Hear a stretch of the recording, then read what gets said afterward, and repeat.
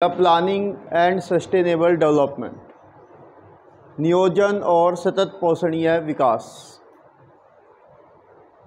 देखो, कोई भी काम करने से पहले हमें कोई ना कोई प्लानिंग करनी पड़ती है। ठीक है, तो सिंपल प्लानिंग का मतलब है कि आने वाले समय में जो भी हम काम करने वाले हैं उसकी रूपरेखा तैयार करना। तो ये है प्लान। तो प्लानिंग जो शब्द है ये एक प्रकार की क्या है, तैयारी है, प्रिपरेशन है। कोई भी आपकी एग्ज़ाम की हो सकती है, कोई भी।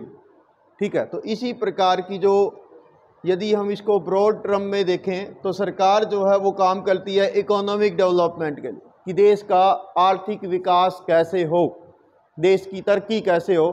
तो उसके लिए सरकार बड़े लेवल पर प्लानिंग करती है। ठीक है, और इसके लिए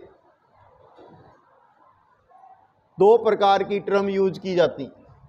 भारत देश के अंदर जो प्लानिंग की जाती है गवर्नमेंट की तरफ से, वो दो प्रकार की होती है। एक होती है सेक्टरल प्लानिंग और दूसरी होती है रीजनल प्लानिंग।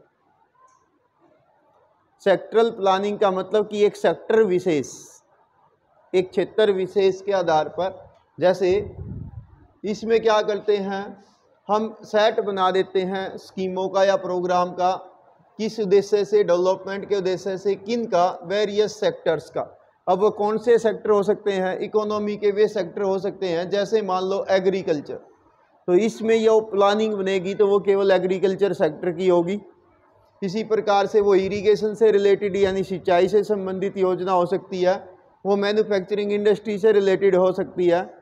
इसके अलावा ये पावर सेक्टर से हो सकती है, यानी जिसमें हम केवल भाई किस प्रकार से हम अपने देश के अंदर जो इलेक्ट्रिसिटी यानी पावर से रिलेटेड है, ऊर्जा से संबंधित है, उसकी योजना बनाएंगे। ऐसे ही कंस्ट्रक्शन सेक्टर हो सकता है, ट्रांसपोर्ट हो सकता है, कम्युनिकेशन हो सकता है, सोशल इंफ्रास्ट्रक्चर हो सकता है, या कोई सर्विस सेक्टर हो सकता है। तो ये होती है सेक्टरल प्लानिंग, यानी खंड में बांटकर। ओके, इसी प्रकार से दूसरी प्लानिंग हो सकती है जिसको हम कहेंगे रीजनल प्लानिंग।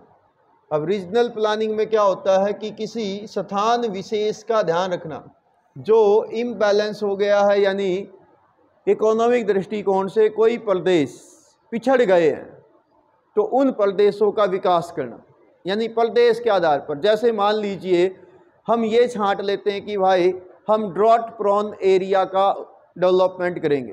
तो ड्रॉट प्रोन यानी जहाँ जहाँ पर भारत में सूखे की संभावना है वो एक प्रदेश होगा।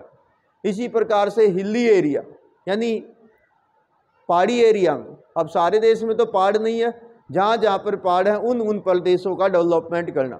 इसी प्रकार से ये कोई ऐसा भी हो सकता है कि सोसाइटी का कोई ऐसा भाग जो पिछड़ गया है तो उस समाज का डेवलपमेंट करना। जैसे मान लो किसानों से रिलेटेड कोई स्कीम है, तो ऐसे हम इसको दो हिस्सों में बांट सकते हैं। एक आपकी हो गई सेक्टरल प्लानिंग और दूसरी होती है रीजनल प्लानिंग। रीजनल का मतलब प्रदेश के आधार पर, और वो प्रदेश डिफरेंट हो सकते हैं। आगे आपके चैप्टर में इसी के आधार पर टॉपिक्स आने वाले हैं। और इन सब कामों को करने के लिए देश में एक आयोग बनाया गया है जिसका नाम है नीति आयोग। नीति यानी योजना, नीति आयोग। पहले इसका नाम होता था प्लानिंग कमीशन ऑफ इंडिया, पहले इसका नाम प्लानिंग कमीशन ऑफ इंडिया था। ठीक है, बाद में इसका नाम 1 जनवरी 2015 को इसका नाम बदल दिया गया नीति आयोग।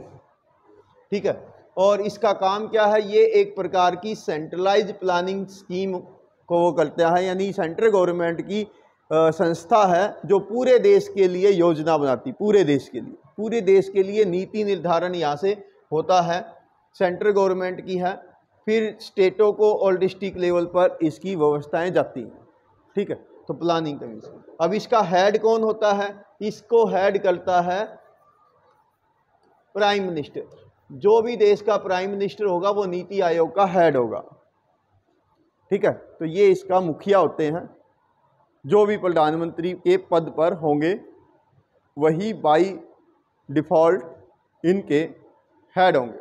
ठीक है, और इसका उद्देश्य क्या है, involving the state in the economic policy making. पूरे देश के लिए प्लानिंग करेंगे, पूरे देश का डेवलपमेंट कैसे हो, और इसमें स्टेटों को भी शामिल किया जाएगा। फिर स्टेट आगे डिस्ट्रिक्ट, और डिस्ट्रिक्ट से आगे ब्लॉक, और ब्लॉक से आगे विलेज लेवल तक प्लानिंग इसमें होती है। ठीक है, तो ये अब जब प्लानिंग करती है गवर्नमेंट, जब सरकार प्लानिंग करती है तो उसके लिए क्या काम करती है, वो करती है टारगेट एरिया प्लानिंग। शब्दों को समझिए। सबसे पहले देखते हैं कि हमारा प्लानिंग का एरिया कौन सा है जिसको हमने टारगेट करना है। ठीक है, लक्ष्य क्षेत्र नियोजन। ठीक है, कि उसका योजना बनाना। इसमें क्या करते हैं, देखो स्पेशल केयर किया जाता है उन एरियाज का जो इकोनॉमिकली बैकवर्ड रह गए हैं, यानी उस पर टारगेट किया जाता है जो पिछड़ गए हैं। और वो नेचुरल कारणों से पिछड़े हो सकते हैं, आर्थिक कारणों से पिछड़े हो सकते हैं, सामाजिक कारणों से पिछड़े वो एरिया हो सकते हैं।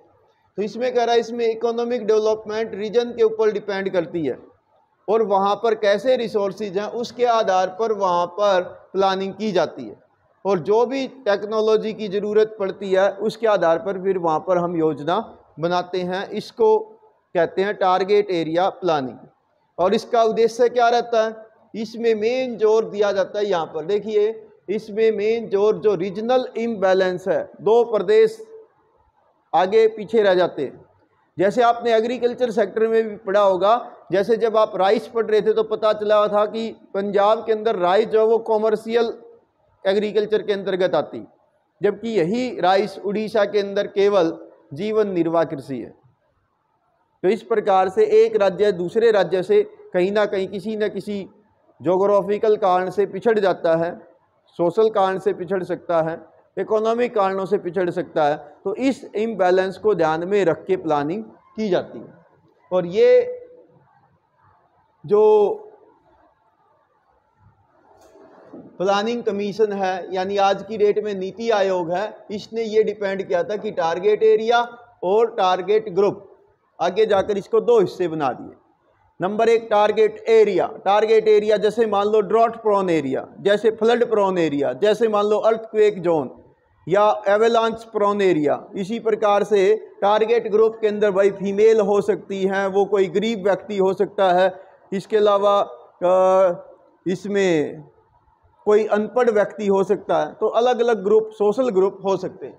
तो देखिए, इसमें आगे जाकर कहता है कि ये जो टारगेट एरिया है इसको हम कमांड एरिया डेवलपमेंट प्रोग्राम में बना सकते हैं। इसके अलावा इसमें ड्रॉट प्रोन एरिया हो सकता है, इसके अलावा इसमें डेजर्ट का एरिया हो सकता है, इसमें हिल एरिया हो सकता है, अलग अलग कोई भी एरिया हो सकता है। ये तो देखो, जो टारगेट एरिया है इसका मतलब तो पूरा का पूरा वो एरिया, वो क्षेत्र जो किसी न किसी कारण से दूसरे राज्यों या दूसरे प्रदेशों की तुलना में पिछड़ रहा है, उसको टारगेट करना। और दूसरा होता है टारगेट ग्रुप। अब टारगेट ग्रुप में क्या होता है, टारगेट ग्रुप के अंदर वे समाज के अंग जो किसी न किसी रूप में पिछड़ रहे हैं, वो महिलाएं हो सकती हैं, वो गरीब व्यक्ति हो सकता है, वो छोटे किसान हो सकते हैं, वो खेतीहर मजदूर हो सकते हैं। जैसे यहाँ पर कुछ एग्जाम्पल भी दिया गया, स्मॉल फार्मर हो सकते हैं, वो मार्जिनल फार्मर हो सकते हैं। ठीक है, इनके लिए प्लानिंग करना। और इसी प्रकार से कुछ, ये आप बाद में पढ़ो तो पढ़िए, नहीं तो यू कैन स्किप दिस। पहले हमारे देश में क्या रहा है बता देता हूँ इसका भी। जब तक हमारे देश में प्लानिंग कमीशन ऑफ इंडिया रहा, वो 1951 से लेकर लगभग 12-13 पंचवर्षीय योजनाएं लागू करता रहा।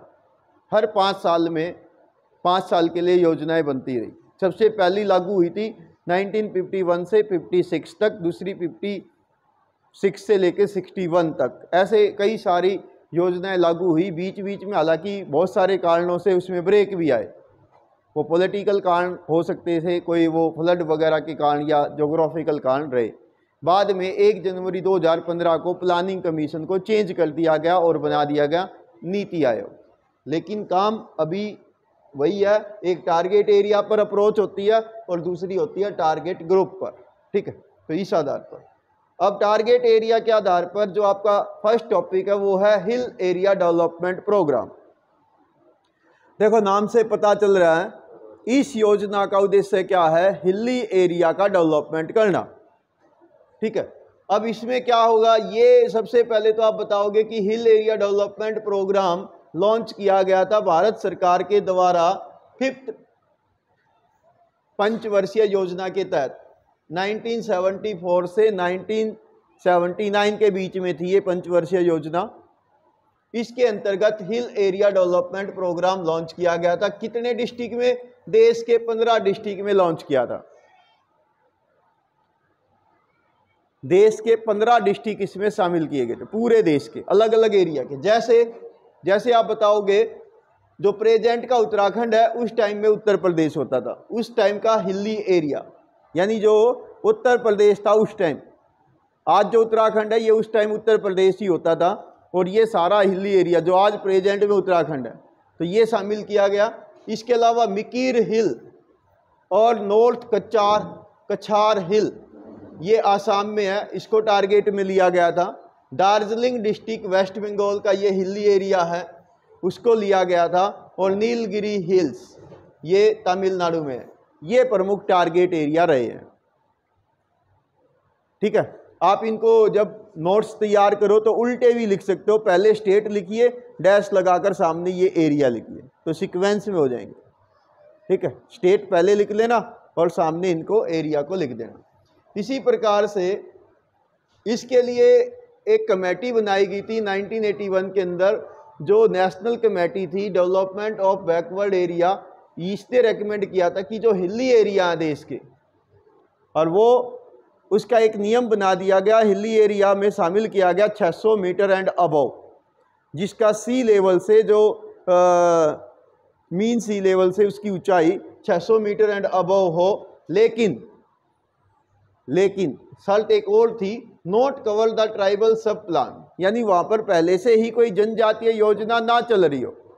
अगर वहाँ पर पहले ही उस हिली एरिया में जनजातीय योजना चल रही है तो उस हिली एरिया को छोड़ देंगे, उसको इस हिली एरिया डेवलपमेंट प्रोग्राम में शामिल नहीं करेंगे, क्योंकि वहाँ पर ऑलरेडी गवर्नमेंट की स्कीम चल रही। तो इसलिए अब इसका बात आती है कि इसमें क्या किया गया था। इसमें प्लान बनाई गई थी किस चीज़ की, development of the hill area.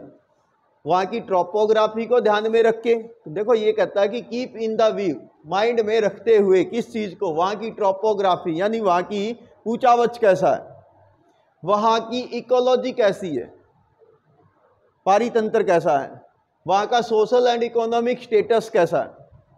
आप प्लानिंग तो कर लें, हो सकता है कि वहाँ की जो सोशल कंडीशन है और इकोनॉमिक कंडीशन है वो उस प्लान को लागू करने में बाधा बने, तो इसलिए पहले वहाँ का अध्ययन करिए।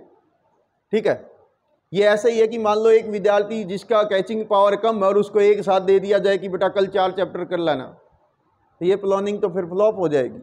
तो हमें पहले देखना होता है कि जो टारगेट एरिया हम कर रहे हैं वहाँ पर क्या क्या पोटेंशियल है, उसके आधार पर आप योजना बनाइए। तो इसका उद्देश्य क्या था? इसका उद्देश्य था यहाँ पर जो इंडिजीनियस रिसोर्स होते हैं हिली एरिया के, उनको बचाना, उनका वहाँ पर यूटिलाइजेशन करना, उन्हीं एरिया के लोगों को। जैसे इसमें क्या क्या काम किए गए ये आप लिख सकते हैं। जैसे हिली एरिया में हॉर्टिकल्चर को बढ़ावा देना, बागवानी, जो पहाड़ी लोग हैं उनको इसके लिए मोटिवेट करना कि वो बाग लगाएं। साथ ही साथ उनको एग्रीकल्चर, इसके लिए मोटिवेट करना कि आप सीढ़ी नुमा खेती करिए। इसके अलावा उनको एनिमल हस्बेंड्री के लिए मोटिवेट करना, पशु पाल सकते हैं, पहाड़ी एरिया में खूब पशु पाले जाते हैं छोटे लेवल पर। इसी प्रकार से पोल्ट्री यानी मुर्गी पालन, उसके लिए मोटिवेट किया जा सकता है। इसके साथ साथ यहाँ पर फॉरेस्ट्री, वानिकी, वन या वन से संबंधित उत्पादों को एकत्रित करना, जैसे कंदमूल, जड़, फल, गोंद, ये हो सकता है। लोगों को उसके लिए ट्रेंड करना कि आप किस प्रकार से अपने आसपास के जो नेचुरल रिसोर्स हैं इसका फ़ायदा उठा सकते हैं। इसके अलावा स्मॉल स्केल इंडस्ट्रीज़ को डेवलप करना, कि उस लेवल पर वहाँ पहाड़ी एरिया में छोटी छोटी फैक्ट्रियाँ लगा दें, कुटीर उद्योग, जिसमें परिवार और परिवार के कुछ सदस्य या आस पड़ोस के कुछ लोग मिलकर काम कर लें। तो इस प्रकार की योजना थी हिल एरिया डेवलपमेंट प्रोग्राम की। इसको आप दोबारा बता देता हूँ कैसे लिखेंगे। हेडिंग डालिए, बताइए कि कब यह योजना बनाई गई, फिर बताना कितने राज्यों के लिए बनाई गई, कितने डिस्ट्रिक्ट के लिए बनाई गई, फिर बताना कि इसका प्लानिंग क्या किया गया, और फिर बताना कि इसका उद्देश्य क्या था। ठीक है, तो ये आपका क्वेश्चन सीक्वेंस में ऐसे रहेगा।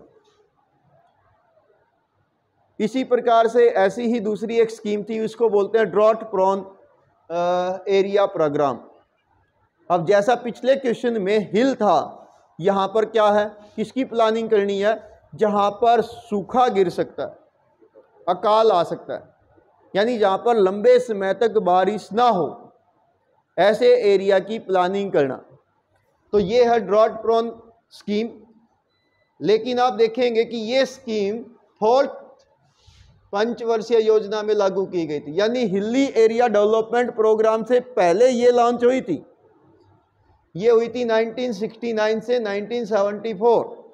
तो आप एक काम और भी कर सकते हैं, जब अपने नोट्स तैयार करें तो पहले इसी को लिख लो, आप अपनी कॉपी में पहले इसी को लिख लो, फिर हिल एरिया डेवलपमेंट प्रोग्राम को लिखना, ताकि आपका चैप्टर टाइम के हिसाब से सीक्वेंस में हो जाए।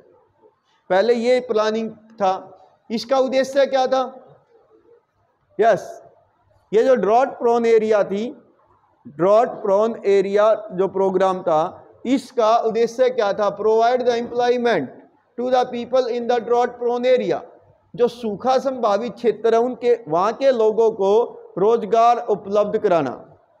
सूखा गिर जाता है भाई, बारिश लंबे समय तक नहीं होती, फसलें खराब हो जाती हैं, तो पैसा कहाँ से आए?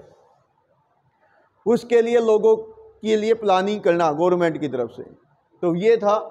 इसके साथ साथ वहाँ पर इस बात पर जोर दिया गया कि वहाँ पर लेबर इंटेंसिव सिविल वर्क किए जाएं, यानी वहाँ पर कुछ ऐसे निर्माण कार्य किए जाएं जिसमें ज़्यादा से ज़्यादा लोगों को लेबर के रूप में इन्वॉल्व किया जा सके, ताकि उनकी आमदनी बढ़े।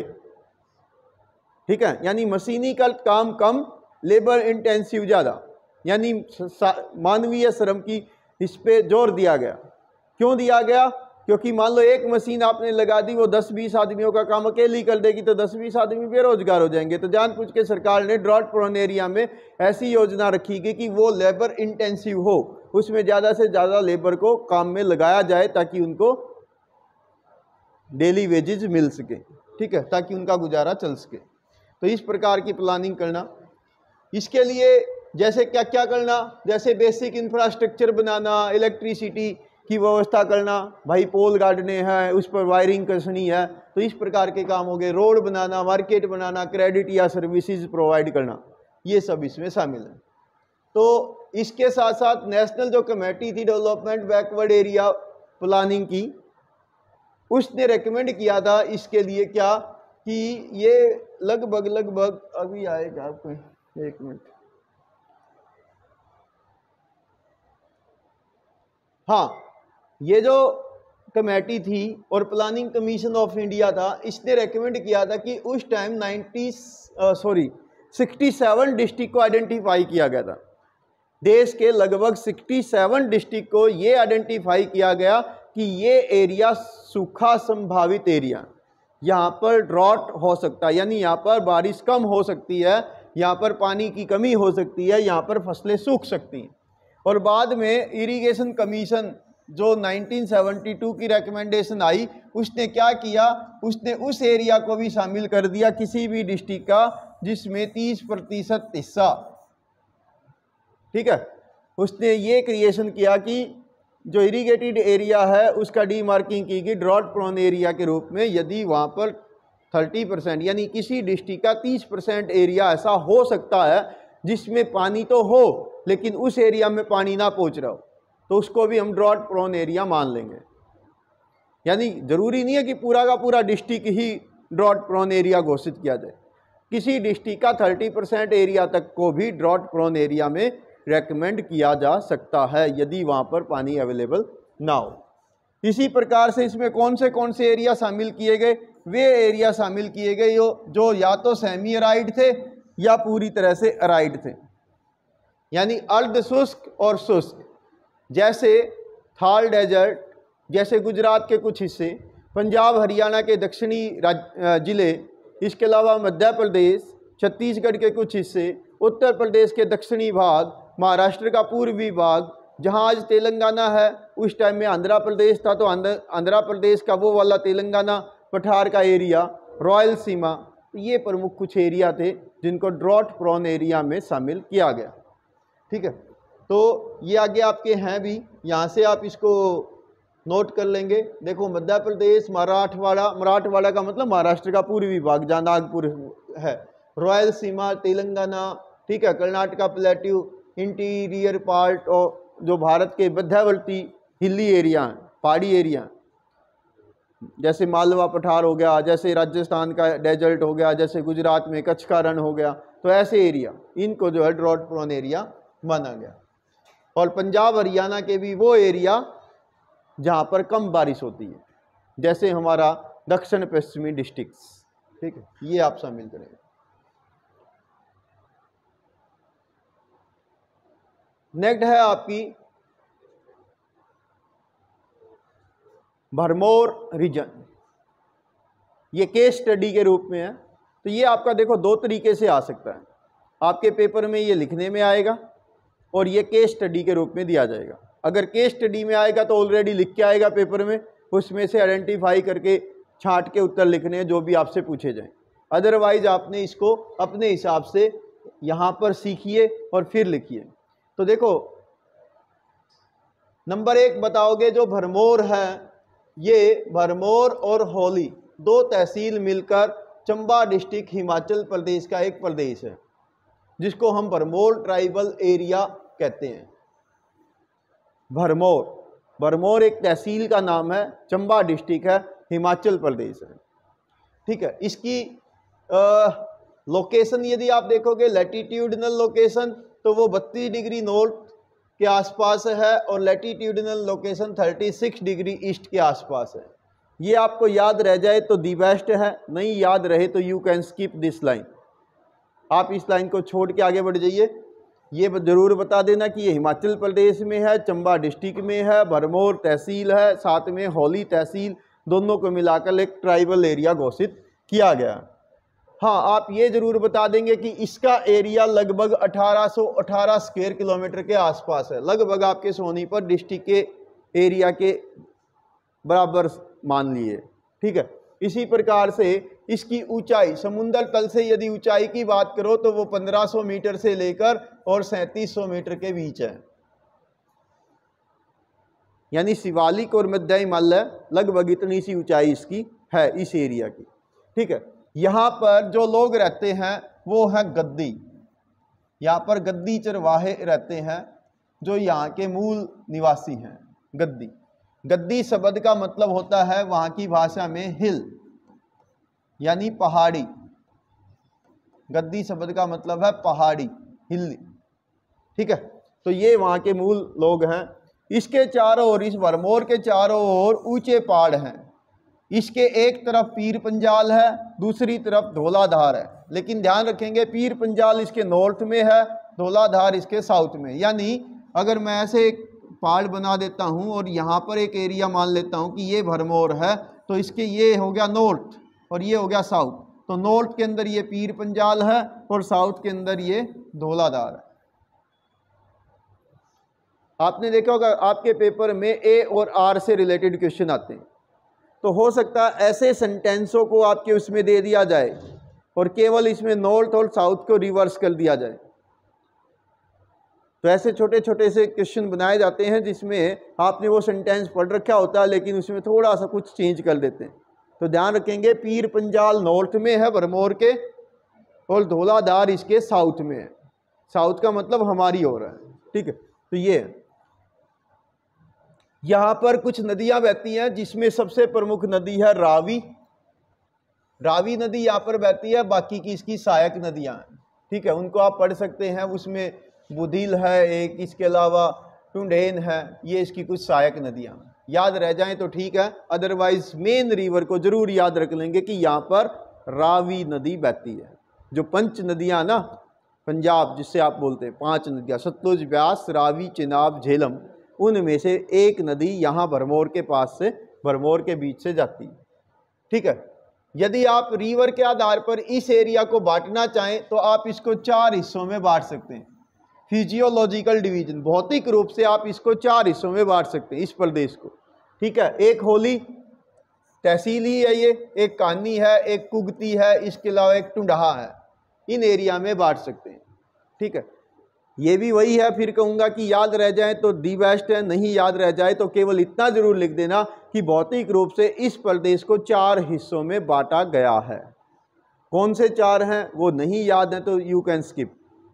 ठीक है, नेक्स्ट आइए, भरमौर की यदि आप जो वेदर कंडीशन है उनकी बात करो तो ये आप बता सकते हैं कि यहाँ पर सर्दी के अंदर फ्रीजिंग वेदर होता है, सर्दियों में यहाँ पर बहुत बर्फ गिरती है, सर्दियों में यहाँ पर तापमान जो है जनवरी में 4 डिग्री सेल्सियस के आसपास रहता है औसत तापमान।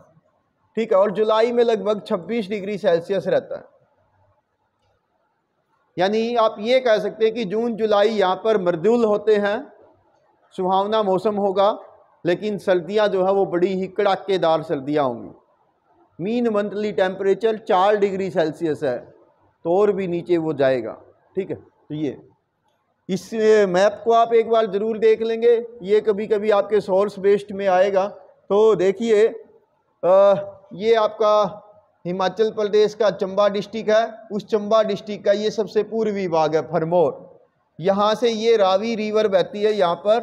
ठीक है, ये रावी नदी है, ये इसकी दूसरी सहायक नदी है बुधिल, ये इसकी यहाँ की मुख्य नदियाँ।